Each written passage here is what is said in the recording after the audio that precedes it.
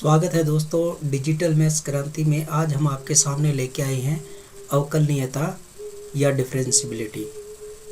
अवकलनीयता को हम ग्राफ के माध्यम से अगर समझना चाहें तो कोई भी फंक्शन जो है वो अवकलनीय कब नहीं होता है। अवकलनीय नहीं होने की हमारे पास दो कंडीशन है कि अगर इसके ग्राफ की बात करें तो ग्राफ में दोस्तों जैसे हम कोई फंक्शन का ग्राफ ड्रा करते हैं तो ग्राफ जो है वो कहीं पे भी ब्रेक नहीं होना चाहिए। जैसे इस प्रकार से ये ग्राफ यहाँ पे टूट गया, वैसा टूटा हुआ नहीं होना चाहिए। यानी कि अवकलनीयता कब नहीं होता है, ग्राफ जो है वो टूटा हुआ नहीं होना चाहिए। इसके लिए ना ग्राफ टूटा हुआ नहीं होना चाहिए। और दूसरा अवकलनीयता के लिए क्या चीज़ है कि ग्राफ दोस्तों अगर इसका बिल्कुल ऐसे आते आते आते अगर हमें इस पॉइंट पे मान लो निकालना है और ये बिल्कुल ऐसे यहाँ से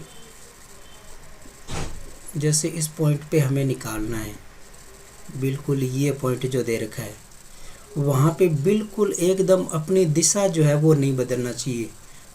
जैसे ग्राफ आपका ऐसे आते आते आते जैसे इस पॉइंट पे निकालना तो एकदम यहाँ से डायरेक्शन नहीं चेंज होनी चाहिए इसकी। हाँ, वो ऐसे कर्व ले करके ऐसे इधर उधर घूम सकता है ग्राफ, समझ गए। यानी कि जिस बिंदु पर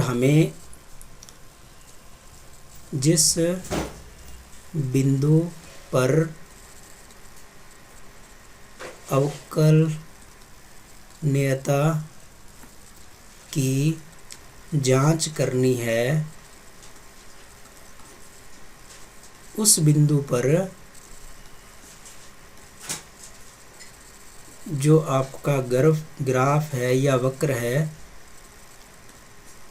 वह दिशा ना बदले।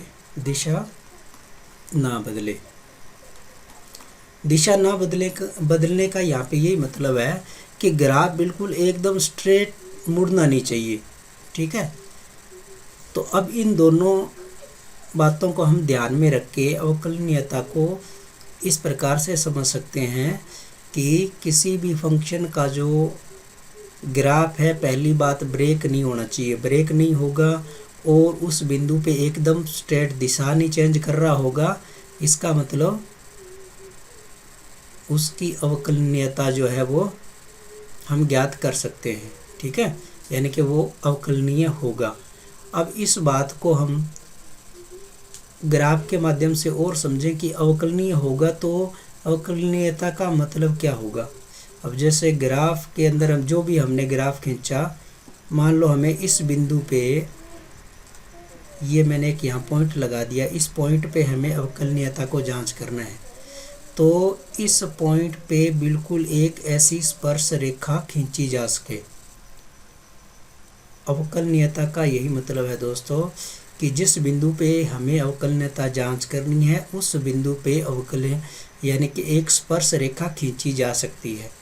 क्योंकि जब ग्राफ हमारा अगर ऐसे बिल्कुल स्ट्रेट वाली दिशा में हुआ है ना, जैसे ग्राफ चलते चलते बिल्कुल यहाँ से जैसे ऐसे स्ट्रेट आ गया और इस बिंदु पे हमें अवकलनीयता की जांच करनी है तो यहाँ पे बहुत सारी स्पर्श रेखाएं खींची जा सकती हैं ऐसे, है ना।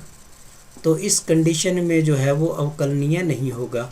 अब जब हमारा ग्राफ जो है वो एक कर्व लेके धीरे धीरे घूमता जाएगा तो फिर किसी भी पॉइंट पे जो है एक स्पर्श रेखा ज्ञात की जा सकती है।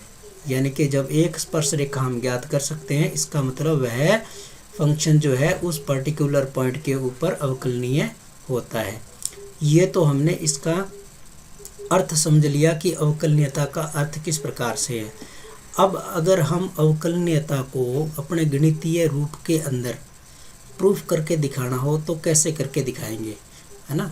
उसके लिए हम यहाँ पे लिख लेते हैं कि जैसे कोई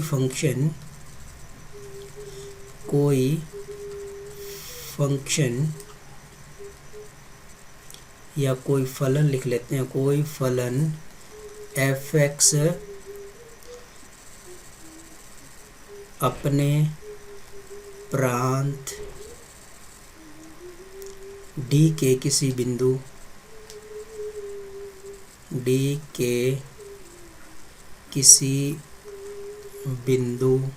यहाँ पे अपने C ले लेते हैं, C पर अवकलनीय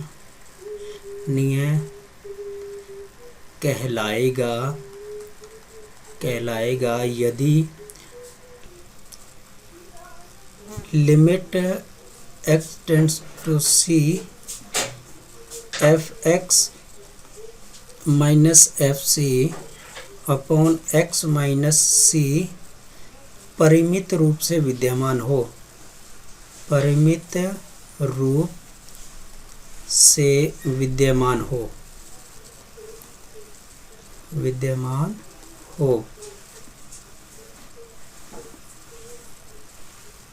यह सीमा फलन f(x) का बिंदु C पर अवकलज कहलाती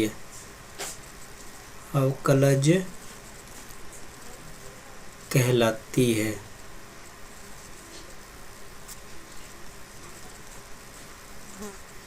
तथा इसे f' से लिखते हैं। इसका मतलब ये हुआ कि अगर हमें C बिंदु पर अवकलन ज्ञात करना है तो limit x tends to c f(x minus fc upon x minus c अगर परिमित रूप से विद्यमान रहती है तो हम कह देते हैं कि बिंदु C के ऊपर जो फलन है वो अवकलनीय है और इस लिमिट का जो मान आया है वही C बिंदु पर उसका अवकलज है। अब दोस्तों यहाँ पे जैसे हमने सीमा के बारे में देखा था, सीमा हमारे पास दो होती थी, एक दाईं सीमा एक बाईं सीमा, उसी प्रकार से यहाँ भी हमारे पास दो अवकलज होंगे। तो यहाँ हम इसका बायां अवकलज कैसे लिखेंगे? बायां अवकलज हम इस प्रकार से लिखेंगे, थोड़ा सा मैं इसको ऊपर कर लेता हूँ। यहाँ हम लिखेंगे कि limit x tends to c minus f(x minus fc upon x minus c। अब इसमें हम लिमिट को h टेंड्स टू 0 करेंगे तो ये हो जाएगा f। अब ये जो x है, x की जगह हम लिखेंगे c minus h minus fc upon ये हो जाएगा आपका c minus h minus c। तो ये आपका c से c कैंसल आउट हुआ, तो ये हमारे पास बायां अवकलज आ गया। Limit h tends to 0 fc minus h minus fc upon minus h। इसी प्रकार से हम अगर दायां अवकलज निकालें, दायां अवकलज, तो दायां अवकलज के लिए हम लिखेंगे limit x tends to c plus, तो ये f(x minus fc upon x minus c। अब यहाँ पे लिमिट अपने h टेंड्स टू 0 लेंगे तो ये हो जाएगा f। अब ये यहाँ पे हमारे पास c प्लस है ना, तो यहाँ आएगा c plus h minus fc upon यहाँ x की जगह आ जाएगा c plus h minus c। तो ये आपका c से c कैंसिल हो गया, तो यहाँ हमारे पास आया limit h tends to 0 fc plus h minus fc upon h। तो ये जो दोनों दोस्तों हमारे पास लिमिट आई है, बायां अवकलज और दायां अवकलज, अगर इन दोनों का मान आपस में बराबर हो, बायां अवकलज बराबर हो दायां अवकलज, यानी कि limit h tends to 0 F C minus H minus F C upon minus H, और limit h tends to 0 F C plus H minus F C upon H. अगर इन दोनों लिमिट का मान हमारे पास बराबर आता है तो हम कहते हैं कि फलन का बिंदु C के ऊपर जो अवकलनीयता है वो यानी कि उसका अवकलज कहलाती है। ठीक है दोस्तों।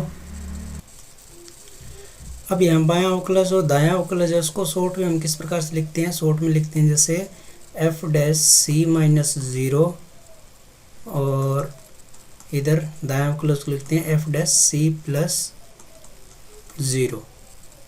तो इस प्रकार से हम शॉर्ट में लिखते हैं। अब हम अगर ये देखना चाहें कि हमारा जो फलन एफ एक्स है, एफ एक्स बिंदु सी पर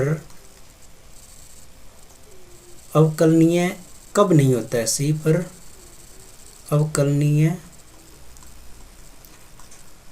नहीं होगा, नहीं होगा कब, जब हमारे पास पहली सिचुएशन है कि एफ डैश सी माइनस 0 यानी कि बायां अवकलज नॉट इक्वल टू हो दाएं अवकलज के सी प्लस 0 के, या ये आपका बायां अवकलज, इसको ऐसे भी लिख सकते हैं लेफ्ट हैंड डेरिवेटिव या राइट हैंड डेरिवेटिव, दोनों परिमित रूप से विद्यमान न हो, परिमित रूप से विद्यमान न हो, है ना।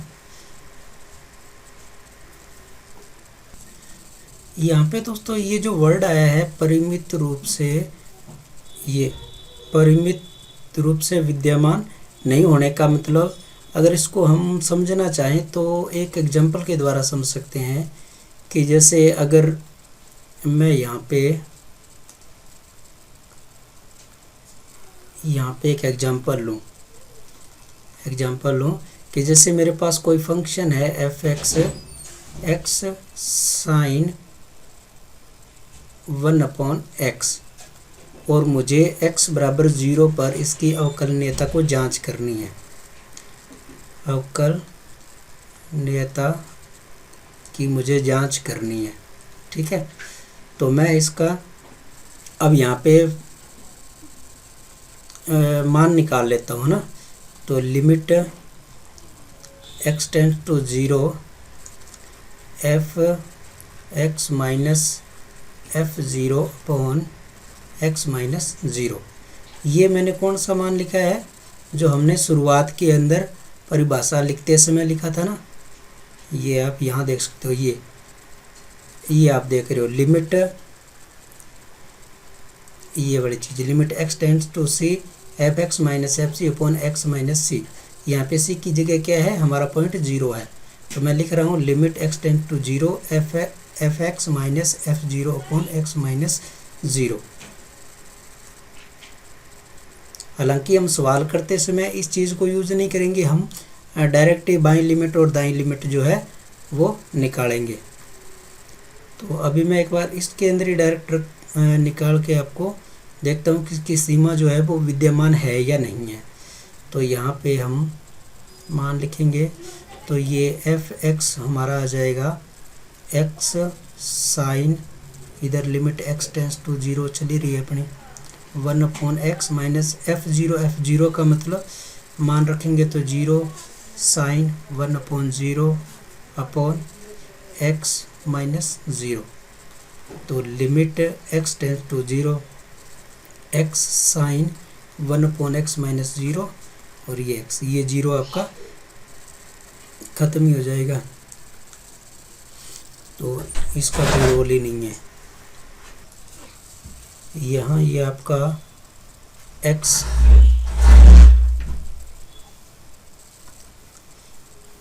ये x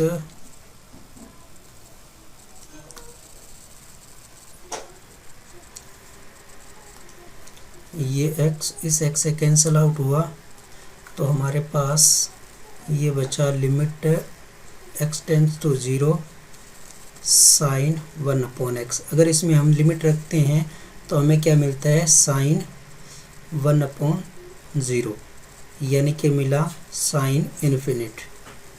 अब हम जानते हैं कि साइन इन्फिनिट का मान हमारे पास क्या आता है, -1 से लेके 1 तक इस इंटरवल के अंदर हमारे पास कोई मान आता है, लेकिन वो मान हमारे पास क्या होगा, वो एक फिक्स यानी कि राशि हमें नहीं मिल रही, तो इसको बोलते हैं कि परिमित रूप से विद्यमान नहीं है, परिमित रूप से विद्यमान नहीं है। तो आई दोस्तों आपको बात समझ में, परिमित रूप से विद्यमान का मतलब हमें लिमिट का मान रखने पे एक पर्टिकुलर वैल्यू मिलनी चाहिए, जैसा कि इस सवाल के अंदर हमें एक रेंज मिली है ना, तो इसको बोलते हैं कि परिमित रूप से विद्यमान नहीं है। अब हम कुछ महत्वपूर्ण परिणामों के बारे में अगर बात करें तो कुछ महत्वपूर्ण परिणाम क्या होंगे।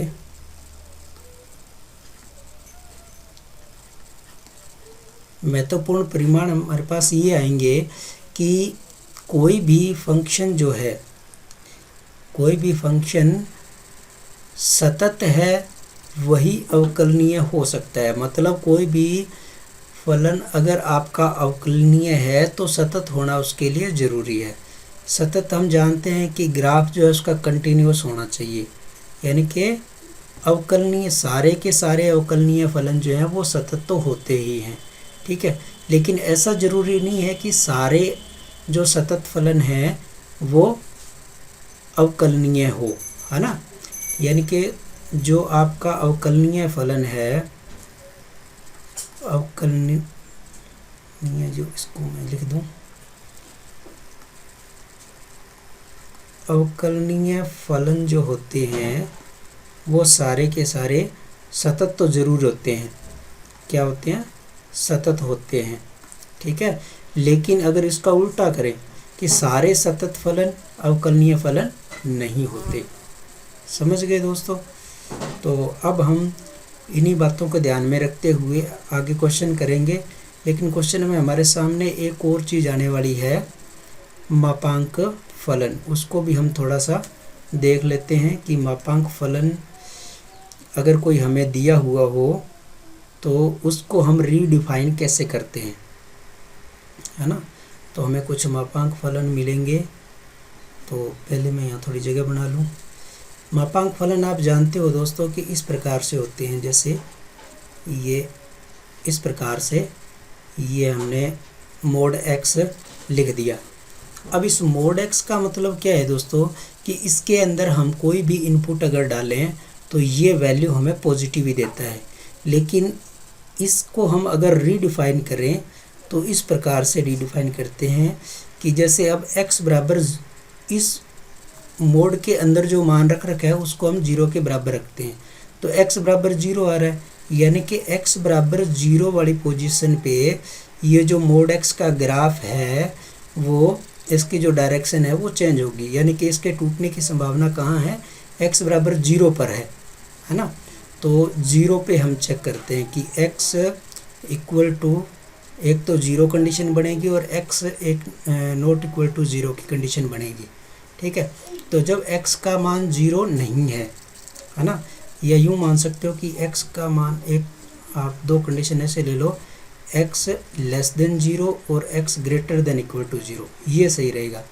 जब x का मान 0 से छोटा है तो यहाँ पे मोड x के अंदर हम क्या डालेंगे, माइनस का x डालेंगे, ठीक है। और जब x ग्रेटर देन 0 है तो यहाँ पे x होगा, यानी कि ये जो मोड x है, x लेस देन 0 के लिए माइनस x की वैल्यू लेगा, और जब x greater than equal to 0 हो तो x की वैल्यू लेगा, है ना। इसको हम और अच्छी तरह से समझना चाहें तो कैसे समझ सकते हैं, जैसे हमारे पास कि यहाँ पे ये मोड x का कोई फंक्शन है। अब हम यानी कि x की वैल्यू 0 से कम लेते हैं। 0 से कम का मतलब ये नंबर लाइन है आपकी, ये 0, -1, -2, +1, +2। अब 0 से कम वाली इधर वाली कोई वैल्यू लेते हैं, जैसे -1 अगर हमने इसके अंदर डाला, -1 डाला तो ये हमें रिजल्ट में क्या देना चाहिए, रिजल्ट में इसका मान +1 आना चाहिए। अब +1 कब आएगा, +1 तब आएगा जब माइनस अंदर वाला जो -1 है इसके बाहर हम क्या लगाएंगे, माइनस का 1 लगाएंगे, तो ये हो जाएगा आपका +1। ठीक है, तो यानी कि अंदर जो भी मान आ रहा है इस मोड के, उसके बाहर में क्या लगाना पड़ेगा, माइनस। तो इसलिए जब x का मान 0 से छोटा है यहाँ पे तो हम क्या लगाएंगे, -x। ठीक है, और जब हमारा x का मान यानी कि इस टर्निंग पॉइंट इस 0 से जब बड़ा कोई मान लेंगे, जैसे हमने लिया +2, अब +2 मैंने इसके अंदर इनपुट दिया तो मुझे रिजल्ट क्या चाहिए बाहर, तो हमेशा ये मोड प्लस का ही देता है। बाहर हमें अब 2 लाने के लिए इस 2 को डायरेक्ट सीधा ही लिखेंगे, यानी कि जब x का मान ग्रेटर देन इक्वल टू 0 आएगा तब यहाँ जो अंदर आ रहा है वो डायरेक्ट ही +x आएगा। ठीक है, इसी प्रकार से आप और भी ले सकते हो एग्जाम्पल, जैसे हम यहाँ पे दूसरा लें, जैसे x -2। अब इसको हम रीडिफाइन करें फंक्शन को, तो x -2 हमें दे रखा है, तो इसका जो क्रिटिकल पॉइंट हम निकालेंगे तो कैसे निकलेगा, इसका क्रिटिकल पॉइंट निकलेगा x -2 = 0, यानी कि x बराबर 2, x बराबर 2 इसका क्रिटिकल पॉइंट है। अब हम यहाँ लिख लेंगे, 2 कंडीशन बना लेंगे कि x लेस देन 2 पे या x greater than equal to 2 पे। अब जब x लेस देन अपने 2 लेंगे तो इस जो मोड के अंदर जो मान आ रहा है उसके बाहर हमें क्या लगाना पड़ेगा, उसके बाहर लगाना पड़ेगा -x -2। ठीक है, तो ये अपने इधर सॉल्व करके इसको लिखें तो क्या आएगा मान, -x + 2, यानी कि ये चीज़ हमारी बन जाएगी, ये बन जाएगी आपकी -x + 2। और जब x का मान हम ग्रेटर देन इक्वल टू 2 से बड़ा या 2 लेंगे, तो 2 से बड़ा लेंगे तो ये वाली चीज़ जो है वो डायरेक्ट आएगी, x -2 ही आएगा। इस प्रकार से ये मापांक वाला जो फंक्शन है वो यहाँ आप देख रहे हो, इस तरीके से ये मापांक फंक्शन जो है वो इस तरीके से दोबारा रीडिफाइन हो जाता है दोस्तों। तो ये कुछ बातें हमें ध्यान रखनी थी। अब इन्हीं चीज़ों को हम यूज करते हुए अपनी एक्सरसाइज के जो क्वेश्चन है वो करना स्टार्ट करते हैं। तो हम स्टार्ट करते हैं एक्सरसाइज 6.2 का question number first. Question number first में हमें दिया है कि सिद्ध कीजिए कि निम्न फलन x के प्रत्येक मान के लिए अवकलनीय है। और पहला फलन हमें दे रखा है तत्समक फलन।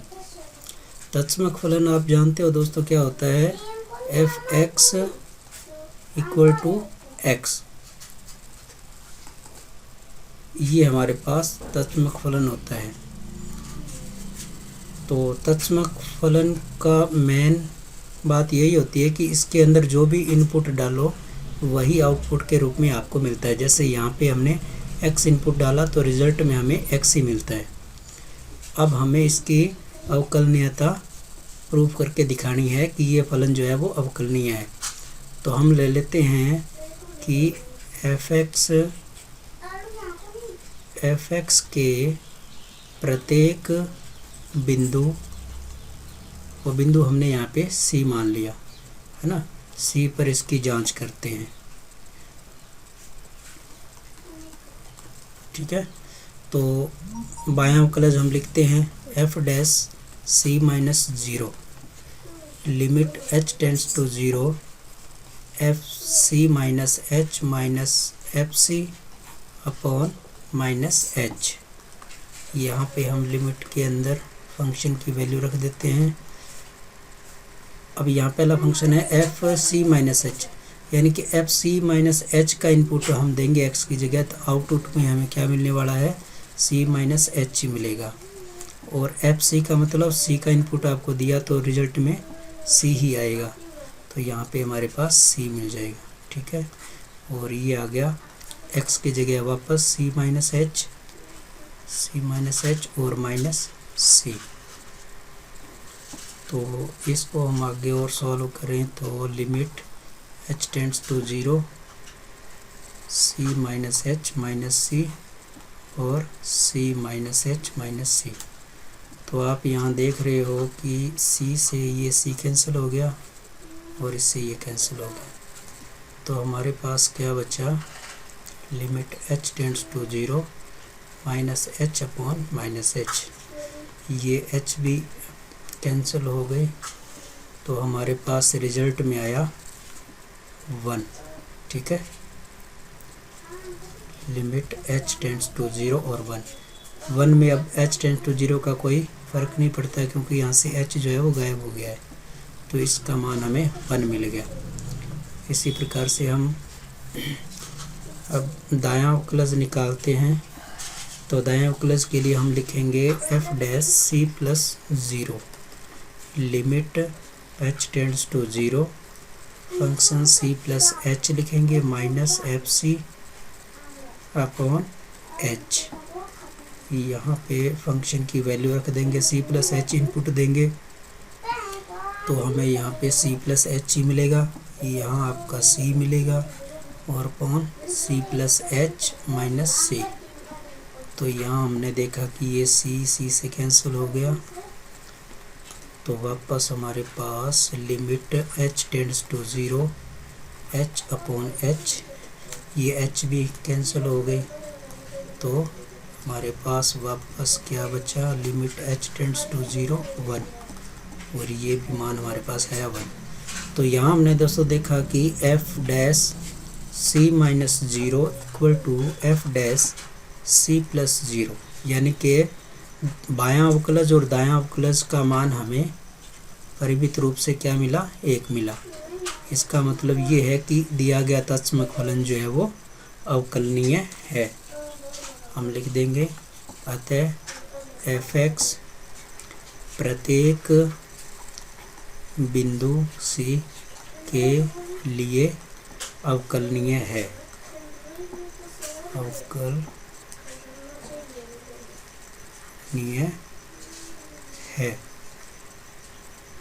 उसका अवकलन कितना आएगा वो भी हमको ये दिखाई दे रहा है कि 1 आएगा, यानी कि f डैश सी की वैल्यू कितनी आएगी, 1 आएगी।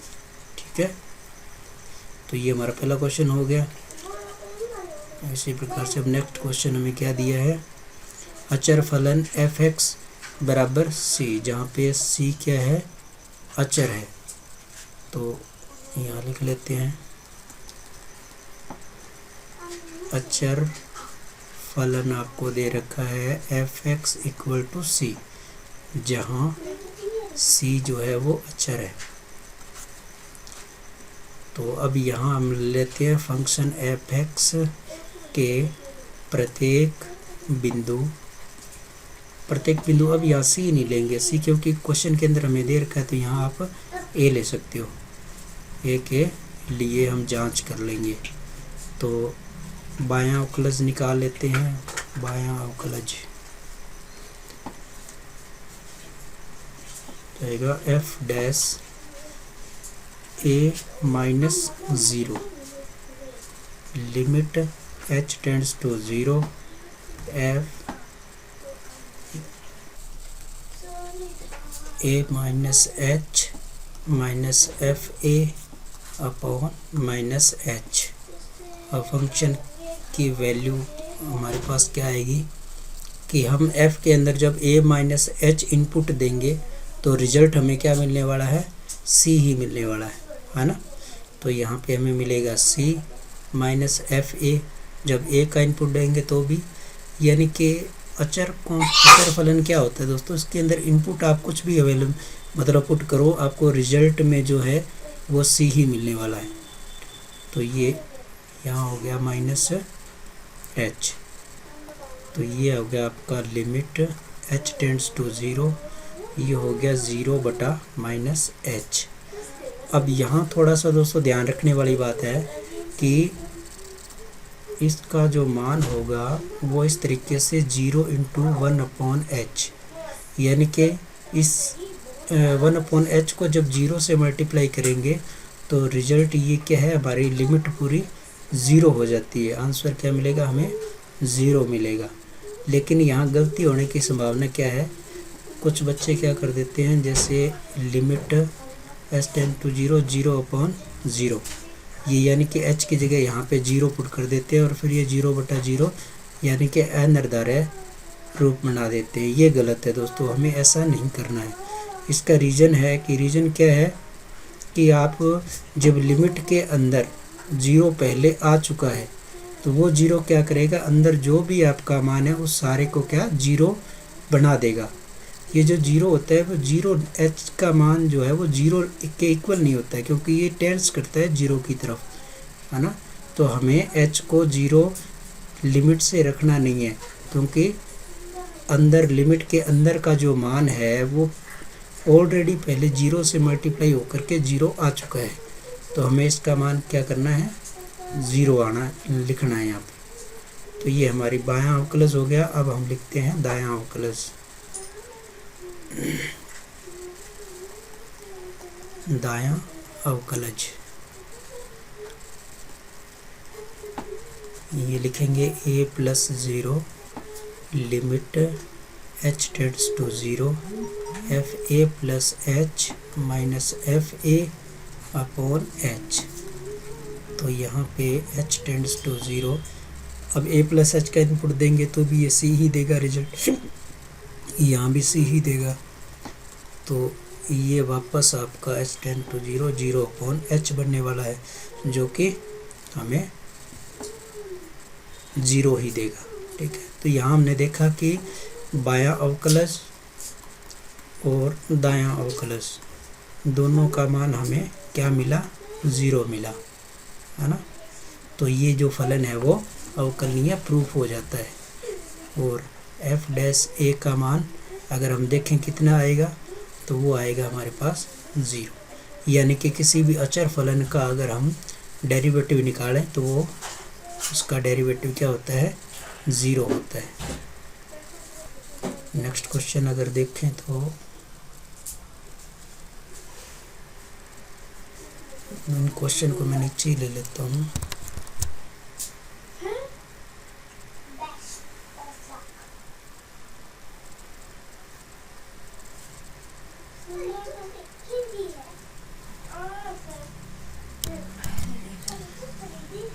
तो थर्ड क्वेश्चन में हमें फंक्शन दिया है f(x) इक्वल टू e⁻x। तो थर्ड क्वेश्चन कर लेते हैं यहाँ पे f(x) इक्वल टू e⁻x।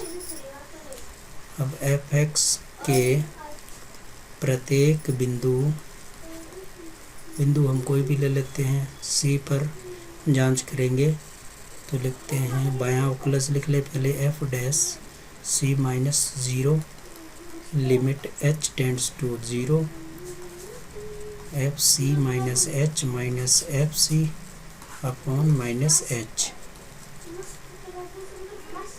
तो यहाँ पे हम फलन का मान लिख लेते हैं, क्या आएगा, e⁻c-h माइनस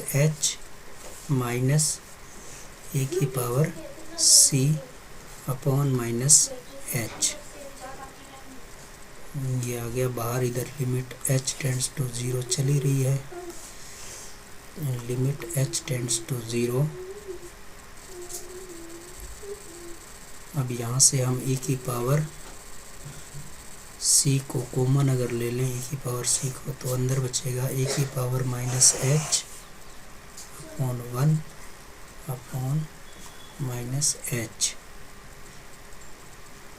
इसको मैं इधर नीचे लिख लेता हूँ, limit h tends to 0 e⁻c e⁻-h का एक्सपेंशन दोस्तों हमें आना चाहिए। यहाँ पे क्या होता है, 1 माइनस h प्लस h² 2। इस प्रकार से ये प्लस माइनस होकर के आगे चलता रहता है। और लास्ट में आपका -1 यहाँ दे रखा है और बटे में आ जाएगा -h। तो ये 1 से 1 कैंसिल हो जाएगा और यहाँ से अपने h को कॉमन लेके यहाँ लिख लेता हूँ उसको आगे। Limit h tends to 0 e⁻c, और यहाँ से अगर h को हम -h को बाहर ले लें, -h को तो अंदर मिलेगा 1 -h upon factorial 2 plus minus ये आगे चलता रहेगा। ये आ जाएगा -h से h ये कैंसिल हो जाएगा।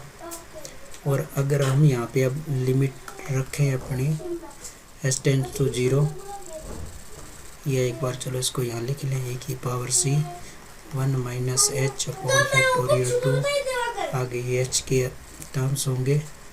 तो ये h टेंड्स टू 0 यानी कि हमारे पास लिमिट का मान क्या आ गया, e⁻c। ये हमारे पास बाएं अवकलज का मान आ गया। इसको समीकरण 1 दे देते हैं। अब उसके बाद इसका दायां अवकलज निकालते हैं। दायां अवकलज fc plus 0 limit h tends to 0 fc plus h minus fc upon h। c plus h का इनपुट देंगे तो रिजल्ट मिलेगा e⁻c plus h minus e⁻c upon h। और बाहर आपकी लिमिट h टेंड्स टू 0 चली रही है। Limit h tends to 0 e⁻c को कॉमन लेंगे तो e⁻h माइनस 1 और अपॉन में h। इसका विस्तार करेंगे तो ये हो जाएगा e⁻c, ये जाएगा 1 plus h square upon factorial 2 plus minus चलते चलते -1 लास्ट में है ही और बटे में h। ये 1 से -1 कैंसिल हो जाएगा। ये हो जाएगा limit h tends to 0 e⁻c। यहाँ से हम h को भी अगर बाहर ले लें तो ये बचेगा 1 प्लस h अपॉन फैक्टोरियल 2 और ये h से h फिर कैंसिल हो जाएगा।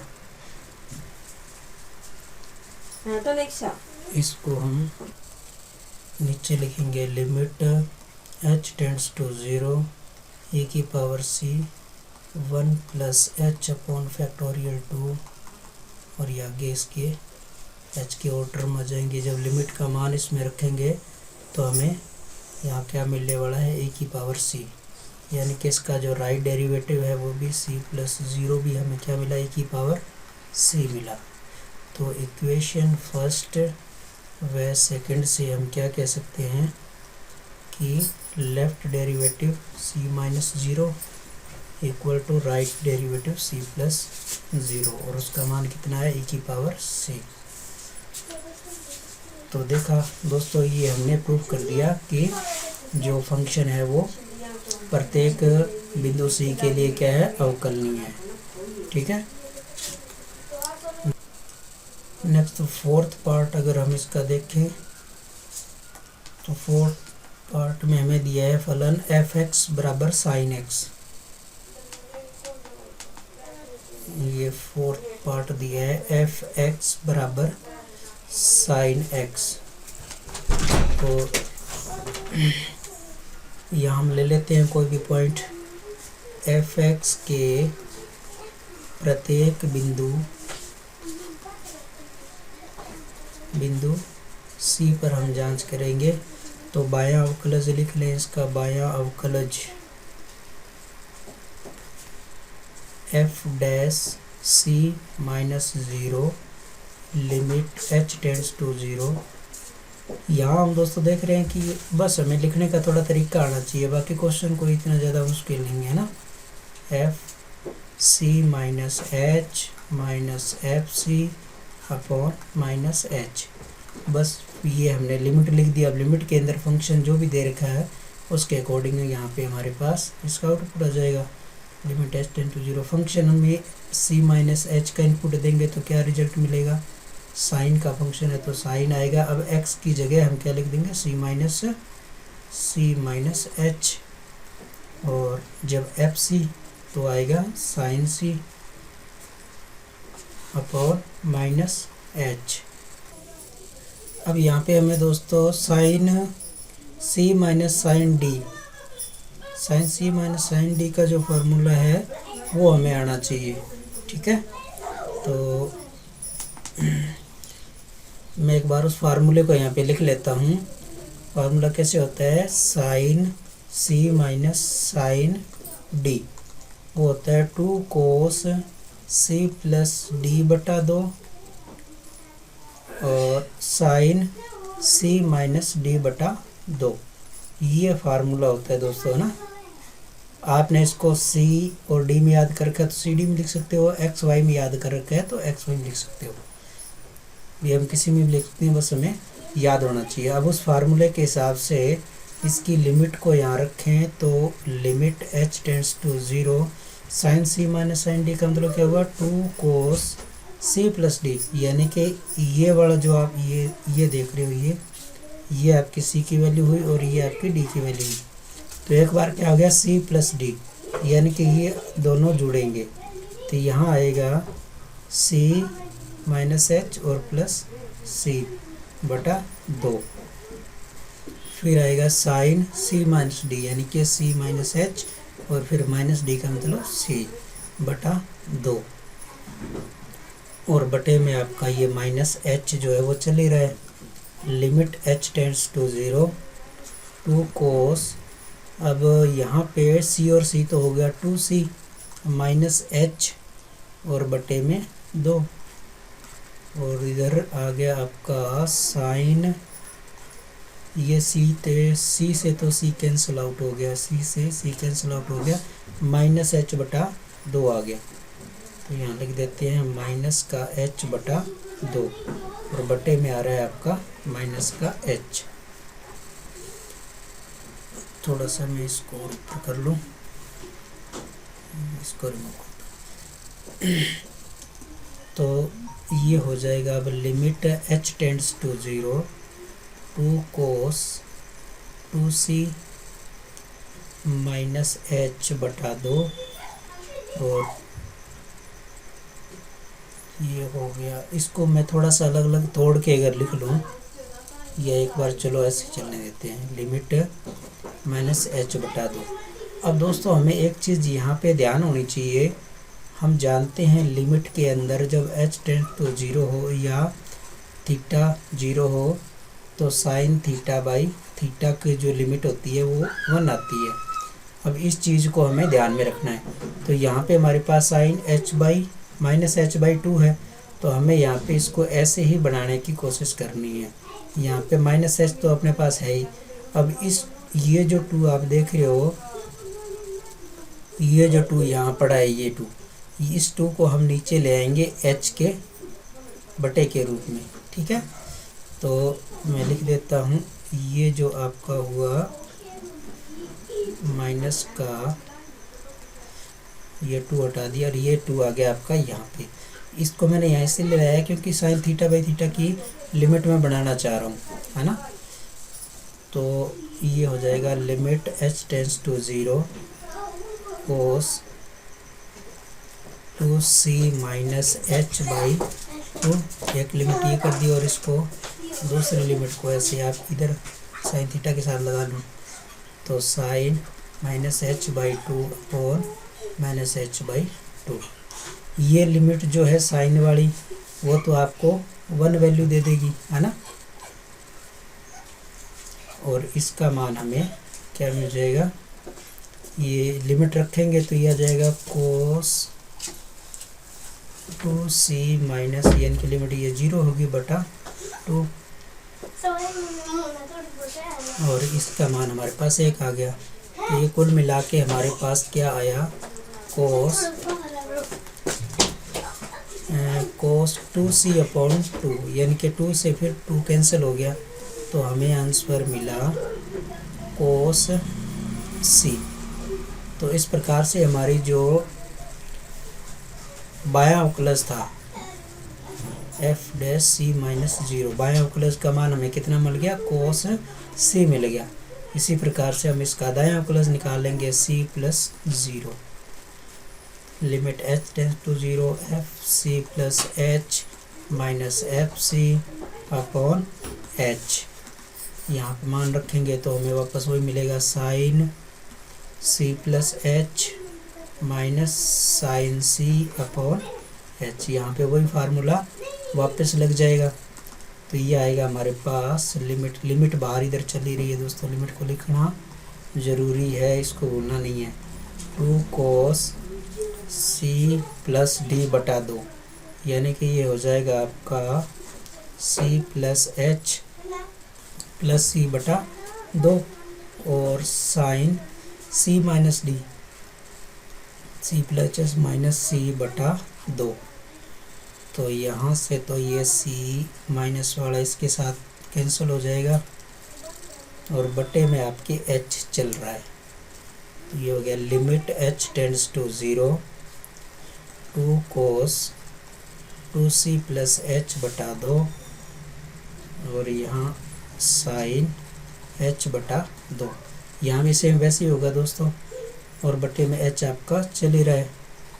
यहाँ भी अब लिमिट को वैसे ही तोड़ के लिखेंगे, लिमिट h टेंड्स टू 0, ये जो 2 है इसके बटे में आ जाएगा, कोस 2c प्लस h बटा 2 और into limit h tends to 0 sine h बटा 2 और ये h बटा 2।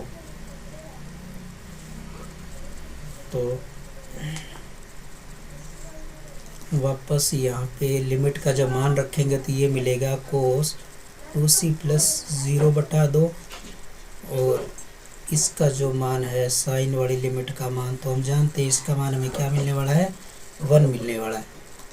तो हम यहाँ लिख देते हैं, इसका मान हमारे पास आ गया 1। ये 2 से 2 c वाला कैंसिल हो ही जाएगा। तो यहाँ पे हमें फिर वापस क्या मिल गया, कोस c। तो देखा दोस्तों हमने, यहाँ पे हमारे पास दायां अवकलज जो था c प्लस 0, उसका मान भी क्या आया, कोस c आया। तो हम कह सकते हैं कि इक्वेशन नंबर 1 व 2 से फलन जो है, फलन f(x) प्रत्येक बिंदु c पर अवकलनीय है, अवकलनीय है। और उस अवकलनीय का मान कितना आ रहा है हमारे पास, कोस c। इस प्रकार से हम मान भी निकाल के बता सकते हैं। नेक्स्ट क्वेश्चन नंबर 2 है हमारे पास दोस्तों, कि सिद्ध कीजिए कि फलन f(x) equal to mod x बिंदु x बराबर 0 पर अवकलनीय नहीं है। ये हमें प्रूफ करके दिखाना है।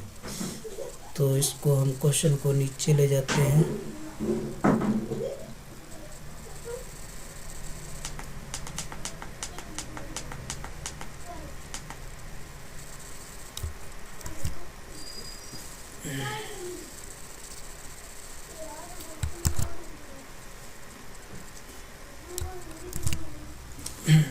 तो ये क्वेश्चन हमारा आ गया। तो x बराबर 0 पर हमें इसकी जांच करके ये सिद्ध करना है कि यह फलन जो है वो अवकलनीय नहीं है। तो हम इसका बायां अवकलज निकाल लेते हैं, f डैश। अब 0 पे निकालना है तो 0 माइनस 0 आएगा और लिमिट लिखेंगे h tends to 0 f(0 minus h minus f(0) upon minus h। तो मान रखते हैं इसका 0 माइनस h। अब देखो दोस्तों, यहाँ पे फंक्शन का मान हमें रखने के लिए पहले जो आपका मापांक वाला जो फंक्शन दे रखा है मॉड्यूलस x, इस मॉड्यूलस x को हमें रीडिफाइन करने की ज़रूरत पड़ती है ना। तो रीडिफाइन करना मैंने आपको पहले बता दिया था कि x लेस देन 0 हो और x greater than equal to 0। यहाँ पे हमने 0 क्यों लिया है, क्योंकि मोड के अंदर सिर्फ x लिया हुआ है। अगर मोड के अंदर जैसे x-1 दिया होता तो हम इसका टर्निंग पॉइंट क्या लेते, x-1 इक्वल टू 0, यानी कि हमें मिल जाता है x बराबर 1। तब हम यहाँ पे ये लेते x less than 1, x greater than equal to 1। ये बात आपको समझ में आ गई दोस्तों। तो इस प्रकार से मैंने यहाँ पे जो इसका टर्निंग पॉइंट यानी कि क्रिटिकल पॉइंट 0 है वो लेके चला हूँ मैं अब यहाँ। तो इनको मैं हटा देता हूँ।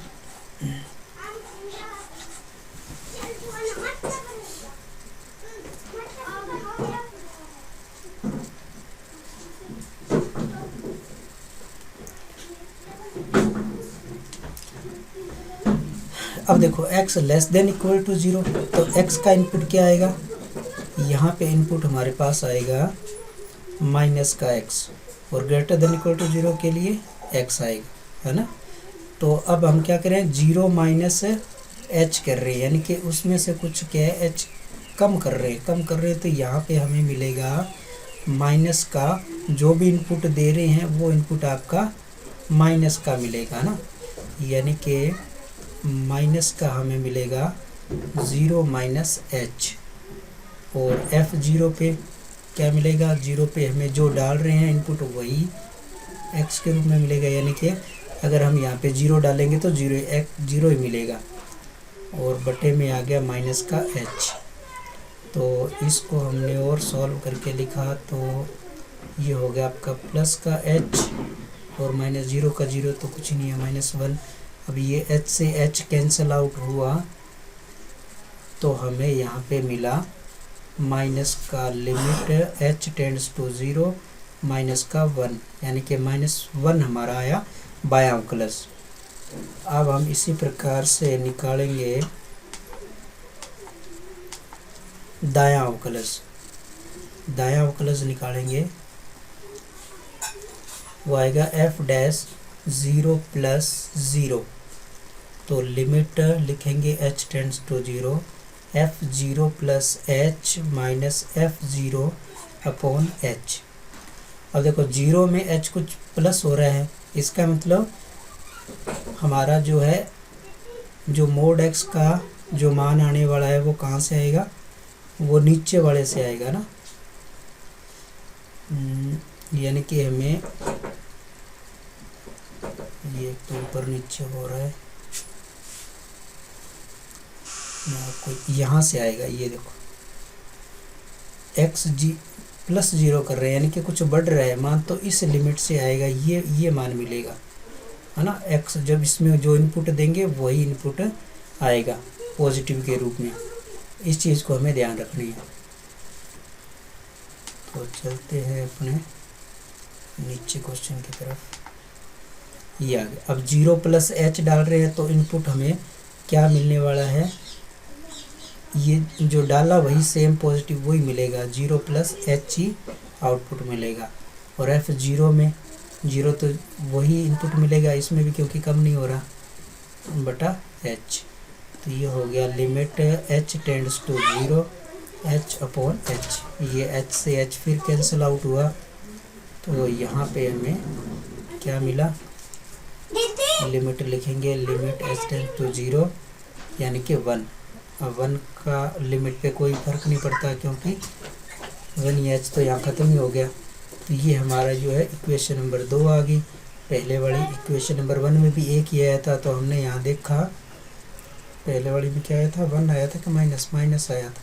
पहले वाले में क्या आया था, इक्वेशन में -1 आया था, और इस इक्वेशन में आया आपका 1। इसका मतलब क्या हुआ, इसकी जो बायां अवकलज है 0 माइनस 0 नॉट इक्वल टू दाएं अवकलज के 0 प्लस 0 की, ठीक है।